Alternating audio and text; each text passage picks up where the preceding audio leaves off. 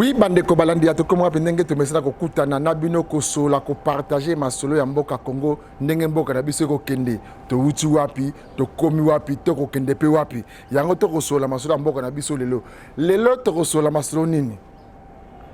to sola masolo ya ba congolais o bazi na souci ya ko servir mboka na bango te bazi na souci bazo ka ba poste be bonga bazi na ka ba ministre bazi na ka ba député mais ko servir mboka Congo ba yebite. Tozobeta masolo ya hôpital de référence de Kisasa. Boka komboa hôpital de référence de Kisasa. Mais nana géré kayango gouvernement central. Nini ekoleka na hôpital de référence de Kisasa. Boko mona na yebite batumbara misopo batu bakisi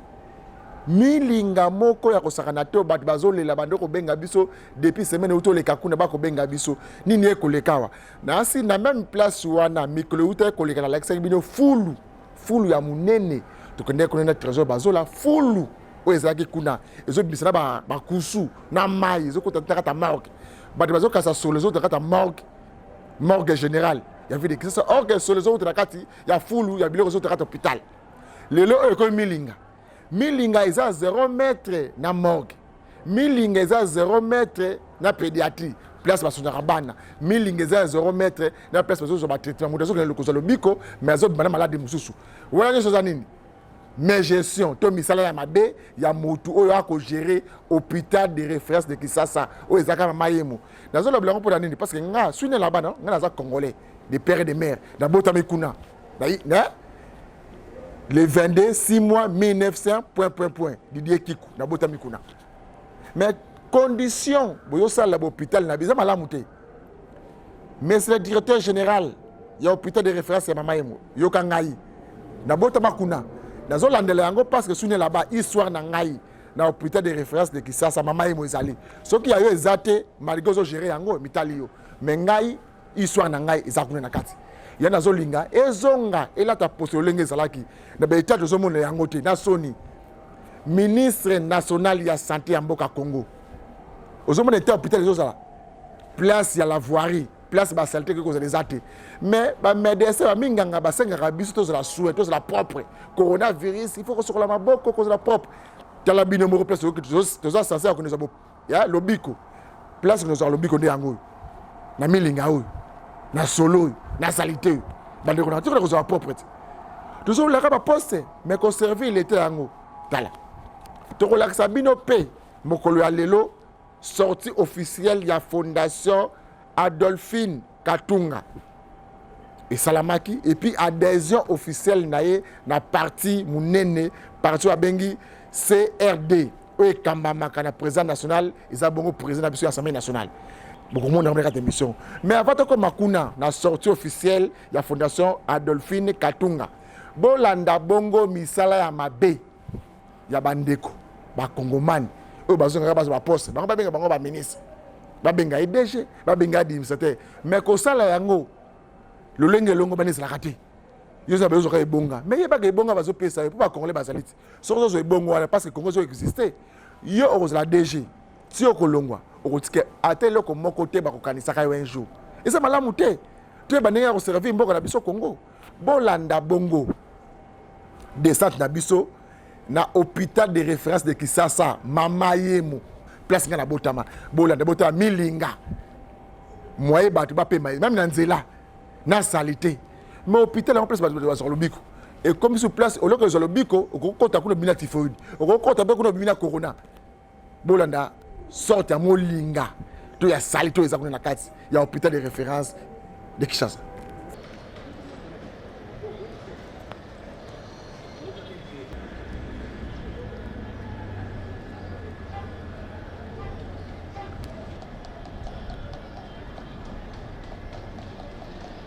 Oyo eza hôpital ya mama ye basinga batonga bani baobwaka na kati kuna fulu ya mama ye yango mais to comprendre te olala vraiment boye na tongo boye okuti vraiment batumbi fulu ya hôpital mama oto ya mort que mama ya hôpital ya mama ye fulu hôpital général est-ce que médecin général na éviter que fulu batumba batiti boyete batumba bakisi boyete to pesa ye rapport tala porte ndenge ezika porte ba otiko chango kala mingi te eziki vraiment boye mpo na moto batiaka kuna na kati chaque fois milingi wana edérange bato makasi bato toteka awa bana mike baza awa bato baza ebele awa na bakolo baimmeuble oyo balokate badeklare makasi bandeko balandi ya tokomo toye enquête toye awa toye kotala nini oyo ezoleka awa libanda ya hôpital général na biso ya mama yimo nde toye kosala enquête bato bazoréclame bazolela milinga ezouta wapi or ezali badéchet na bakisi oyo na hôpital de référence ya ville de Kisasa yango tozosola moke na bandeko baboyi kozaffiche parce que bakomeba na mboka na biso Congo moto akoya makambo malamu apres na nsima obalukeli ndeko na ngai sikoyo design ya ye Tshisekedi oyo ngobila ndenge moko eza ya lelo te ministre directeur ayebi yango ministre ya santé ayebi yango ayebi bato bazomela yango bongo bakobela te bon ozamba liboso te bato bafutela awa baimmeuble yango avenue du commerce yango oyo avenue eyebani na ville Gombe tina edérange bato makasi tolembi vraiment tolembi mbote toza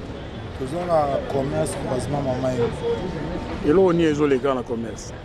bon awa barekre eza kaka hôpital général tomonaka badéchet eza ebele na kati ya bazotumbela biso ezodispose bato nyonso oyo baza profit makambo ebanda kala banda vraiment kala donc ezodérange biso toza na besoin ya babiloko esalamaka te eza hôpital général bakotumba biloko boye na basanté eza propre te mokonzi ya mboka bato bashiraka ministre bato bazalaka hôpital de référence de Kisasa bazolanda yo sikoyo mokonzi nango ministre tutelle ministre ya santé azolanda yo mpo na solo na milinga oyo bakisi so mpe miso mpo bato batumbaka toyebi te message okoki kopesa otala ye pesa message bon makambo oyo ministre ya santé ayebi yango ancien gouverneur de la ville ayebi yango ezala bien ata ya kobuta epuis gentiment ya koti yango biso ministre oyo gestion ya hôpital ya mama eza na boko na bango eza na boko ya gouvernement central ministre ya santé ministre ya santé biso toza na besoin alukela biso solution place oyo eza commerce tofandaka awa totekaka awa toza na besoin ya basolo oyo te biloko ya mama ye mo batumba awa na basanté na biso eza bien te yaza ministre ya santé ya trouver biso solution place oyo donc toza na besoin ya biloko esalamaka te porte oyo bautiesa okala te mais so otali bien omonake moto nde ezoboma yango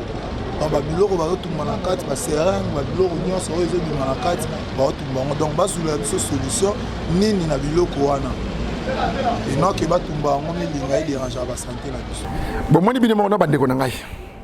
toyeba kosunga mokonzi ya mboka toyeba kosunga mboka au Congo nalandaka débat ngamboko journaliste nalandaka nazoka débat ville de Kisasa nde il fallait gérer hôpital de référence de Kisasa et comme yo non eza gouvernement central mais bitumba wana lelo autant tozokende gouvernement central ndezo gérer hôpital de référence de Kisasa tozomona système de gestion yango da bolingaki boko welela pour gérer hôpital mama yemo na baitaou tango ndeko na biso Karmapa ayembaki mama yemo était à mama yemo na yoki bato bandeko loba ba porter plainte mais maintenant voilà kaka welela gouvernement central bozina biloko bela ko sala na gouvernement central ni sala c'est belé boko kangote bolingi balongola bela ta moele ko mokote tala bolinga ka bo gérer hôpital de référence de Kisasa mama yemo maintenant tala eta mama yemo zoko mela nango na Sony eza place na botama na rebisa bana na yo bona eloko ya salite on a eu peut-être un chantier hôpital yango de référence de Kisasa et comment chantier toti lelo basonya kaka bato pour ermo ba corps zo bimakuna ermo ko bato maladi dozo comprendre côté so bazo tonga bandaku dozo comprendre rien et zaka hôpital te comment chantier hôpital de référence de Kisasa bande ko ngai bosunga mboka au Congo bosunga pe congolais ministre ya santé publique ozolanda ngai yo za diaspora était à milinga o na hôpital moko atala mikila poto ko so mona yango place bazo soigner bato mais tala état ministre ya santé publique ya Congo ya mboka wa ngai tala état yo uta mikila poto hôpital aboye so mona yango na mboka place yo uti hôpital aboye hôpital de référence donc yango déjà comme référence ya ville de Kisasa tala état nango bosunga ba congolais ko bandeko nanga botiko ko sa sonnière moko boye boye ba rappel ko démissionner moi so ko kana hote au sali lettre au la télévision non ngai chef de zone médecin il y a hôpital de référence de Kisasa, na démissionné pour être na kokité. Olongwe. Bah baza capable de servir mboka ko kombaze belé. Sony.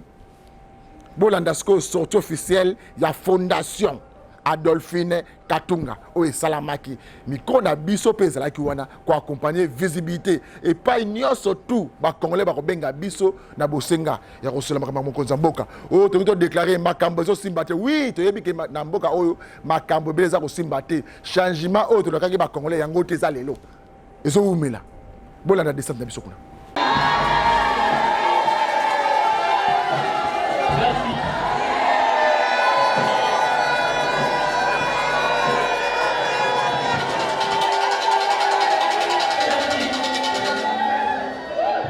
Pour nous présenter l'idéologie ou bien la philosophie de la Fondation Panel. Distingués invités, mesdames et messieurs, à vos titres et qualités respectifs, nous remercions le bon Dieu qui a permis à ce que nous puissions nous réunir ensemble à ce lieu, à cette occasion de la sortie officielle de la Fondation Adolphine Katunga Pokoti, FAKEM en sigle. C'est après avoir constaté la pauvreté, l'injustice sociale, l'inégalité, le problème, l'animosité et tout autre acte d'antivaleur au sein de notre population congolaise, que Madame Adolphine Katunga Pokoti, que j'ajoute grâce, va mettre en place un système, une structure qui pouvait prendre en charge cette population congolaise qui croupisse dans la pauvreté, dirais-je la misère totale. Et que un certain 23 janvier, si je me rappelle bien, un dimanche, que va naître la fondation Adolphine Katunga Pokoti FAKEM en sigle. Dans la ville province de Kinshasa, la capitale de la République démocratique du Congo. Et dire que la fondation s'est fixé des objectifs. Après avoir constaté ces fléaux ou encore des problèmes au sein de la population, ces objectifs sont notamment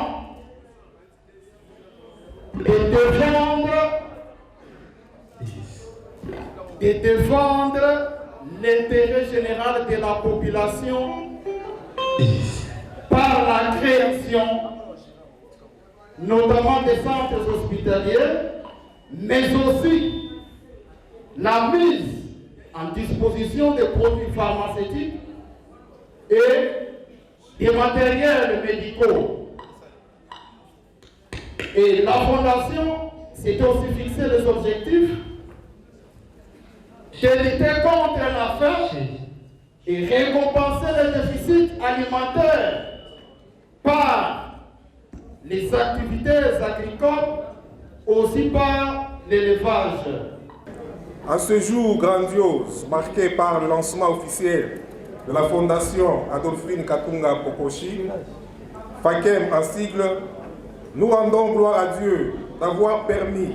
que nous nous retrouvions dans ce beau cadre. La FAKEM se veut une fondation visant à améliorer les conditions socio-économiques des populations à travers des actions concrètes dans différents secteurs. Pour pérenniser ces actions, à travers les projets d'avenir, la Fondation a ciblé les catégories de personnes ci-après. Les filles mères, les veuves et pour la salubrité, les centres de santé sont concernés.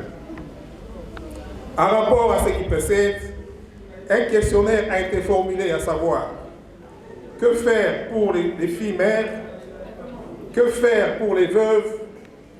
que faire pour les centres de santé à milieu reculé. Eu égard à ces questionnaires, la Fondation a envisagé mettre en place des projets d'avenir pour chaque catégorie ici citée afin de résoudre tant soit peu les multiples problèmes qui gangrènent la société. Pourquoi les choix apportés sur ces catégories? Nombre de centres de santé visés, 2 centres de santé par commune qui donnent au finish 48. Madame la Présidente de la Fondation, distingués invités en vos rangs et qualités, chers membres de la Fondation, les 3 projets que nous avons eu l'honneur de vous présenter ont chacun les détails sur les budgets en dépenses et en recettes que nous allons vous communiquer prochainement pour ne pas abuser de votre temps. Que vive la Fondation Adolphine Katunga Pokonchi, que vive la RDC. Je vous remercie.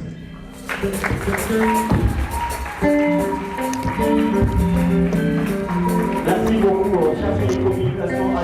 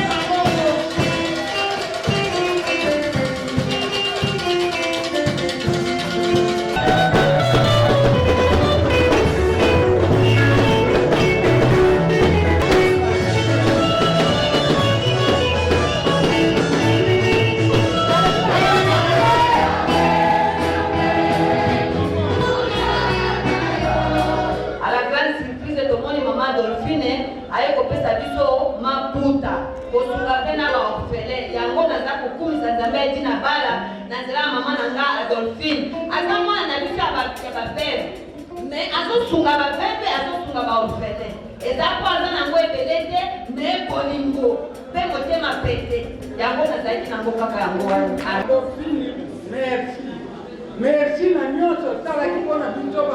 bafemme sale na bavere oyo yo liki bamama mpo ozali mwana ya bamama nzambe apambola yo olamu na yo ekanga ekenda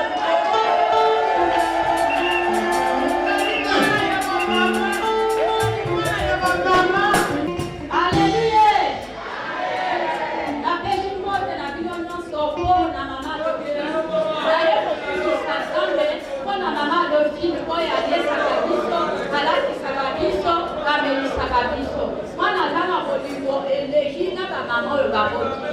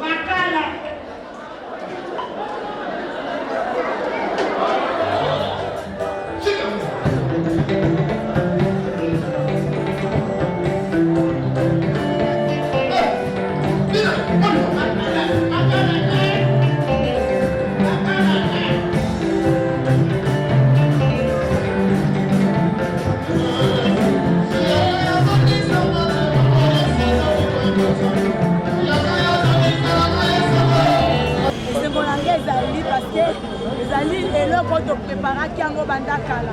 mpona nga na moni yango ndoto réussite totale ya sortie officielle na adhésion massive alors naza lesengo makasi nazoka koexprime yango te mpona activité eleki lelo na bandaki kobanga je me disais eske alors voilà lelo tosali sortie officielle ya fondation Adolphine Katunga Pokonzi na adhésion massive na kati ya parti politique na biso CRD ya papa na biso honorable Christophe Mboso Koda Mkwanga pour la dignité balobi les femmes d'abord alors je suis une femme capable une femme forte une femme battante j'ai toutes les capacités comme maman wana elingi koloba ete rendez-vous na biso na 2023 au sommet de l'État député national confirmé. Bolandi non, wana ezaki bongo Madame Adolphine Katunga yende a adhéré officiellement na parti et puis asalaki sortie officielle na ya fondation Adolphine Katunga. Bonde ezalaka bandeko na ngai. Koyeba ko servir peuple na yana bete na pesa rabno exemple toujours ya honorable Christelle Vwanga. Mama oyo alakaka ba congolais na kotika binote. Boza ba yaya na nga boza ba leki na ngai. Ngai Christelle Vwanga na mipesi vomona kufanzela ba binote population ote. Eza façon yo ba servir mboka au Congo. Bino pe vola ndebe exemple. Lelo oyo yango lezo futa yo pe ko landa ngai ndeko na yeba ko servir mboka na au Congo. Na bandele mission na ebisaki bino no relaxa bino état. Ndenge nini hôpital de référence de Kisasa eza ko lekisa mikolo milinga bazo tumba bakis bazo tumba nini bazo tumba ba pampex abana bazo tumba ba plastique bazo tumba nini to ba ekomi nango place basala ba kis to yebite bozo ma milinga bozo monana yango ba image ona ngala laksa mokolo mwa lelo ba biloko ya bino mokolo mwa ya lelo yango wana e bande ko nanga na ko senga na bino nyosu omoni changement o balaka kibiso changement obiso to lakaki batu bobunda to benga na kabila pomboka oyo to mona malamu banzile ko salama ko zala makambe ko zala ezo makambe bele zo umela yango zo mona bana kisenso bazo benga nga chaque jour Didier Kiku mbongo kisenso mbongo ya nzela ya route de Tati homme 30 balobi mbongo se ebima yango panga zoto na ministre ITPR son excellence ministre d'État ministre ITPR bana kisenso mbongo ya nzela ko banda homme 30 ti maison communale ya kisenso na le route de la PT pour na yebi kisenso malamu homme 30 ti maison communale balobi mbongo se ebima ezana banki nini to pesa na maboko ya nani nana zo gérer makambo nzila ngo ya commune Kisenso yango bana Kisenso balingi bayeba eza mitune bazo komelanga chaque fois bazo komelanga butu moi monsieur le ministre ITPR oza ministre ya Congo Kisenso zina kata Congo malgré biso solandaki ke mokonza mboka ifasa la tourner ya ba chantier asa tourner ya ba chantier na kata tourner la commune Kisenso ezalaki e mokonza mboka koti Kisenso te eza complice toni nezo le place wana mbongo ya Kisenso eza wapi soko pe ezali be so vérité na binote bino bo voter na bino soki nani yango wana yango na kati ya makamba ba ota binote to yeba o to subir bana Kisenso message ya bongeza wana to suki après mokolo malelo tika te kimi ya kolonzambe ezana maboto na bino to kote mokolo malopi